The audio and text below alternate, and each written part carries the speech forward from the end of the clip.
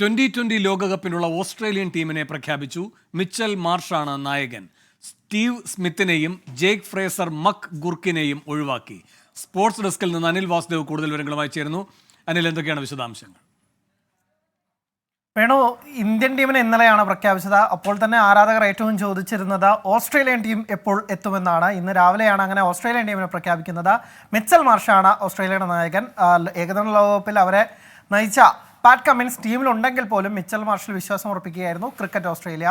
അവരുടെ അവസാന ലോകകപ്പ് കളിക്കുന്ന ഡേവിഡ് വാർണർ ടീമിലുണ്ട്, മാർക്കസ് സ്റ്റോയിനിസ് ഉണ്ട്, ഗ്ലെൻ മാക്സ്വെൽ ഉണ്ട്, ആഷൺ ആഗർ ഉണ്ട്, ജോഷ് ഇംഗ്ലീസ് ഉണ്ട്. ഇങ്ങനെ ഒരു മികച്ച നിരയുമായി തന്നെയാണ് ഓസ്ട്രേലിയ ലോകകപ്പിനെത്തുന്നത്. അവർ 2021 ചാമ്പ്യന്മാരാണ്. നിലവിലെ ടെസ്റ്റ് ചാമ്പ്യൻഷിപ്പിലെയും ഏകദിന ലോകകപ്പിലെയും ചാമ്പ്യന്മാരാണ്. ഈ തുടർച്ചയായി ഈ 3 കിരീടങ്ങളും നേടാമെന്ന പ്രതീക്ഷയോടെയാണ് ഓസ്ട്രേലിയ ഇറങ്ങുന്നത്.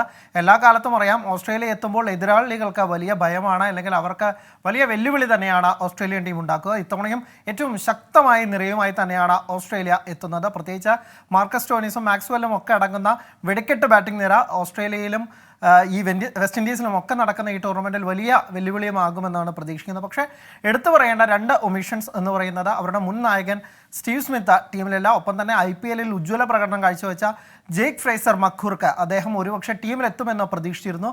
അടുത്തിടെ മുംബൈ ഇന്ത്യൻസിനെതിരെ അദ്ദേഹം ചുരുങ്ങിയ പന്തിൽ 80 റൺസൊക്കെ അടിച്ച് അദ്ദേഹം ലോകകപ്പ് ടീമിൽ ഇടം പിടിക്കുമെന്ന് പ്രതീക്ഷിച്ചിരുന്നു. പക്ഷേ മഖൂർക്കിനെ ഒഴിവാക്കി. എന്നിരുന്നാൽ പോലും ഓസ്ട്രേലിയ ഏറ്റവും ശക്തമായ നിര തന്നെയാണ് എടുത്തു പറയേണ്ടതുണ്ട്. എന്തായാലും ഓസ്ട്രേലിയയും ഇത്തവണ ലോകകപ്പിൽ ഒരു കിടിലൻ പോരാട്ടങ്ങൾ കാഴ്ചവെക്കാൻ തക്ക നിരയുമായിട്ട് തന്നെയാണ് വേണു വരുന്നത്. അനിൽ വാസുദേവാണ് സ്പോർട്സ് ഡെസ്കിൽ നിന്നും ചേർന്നത്.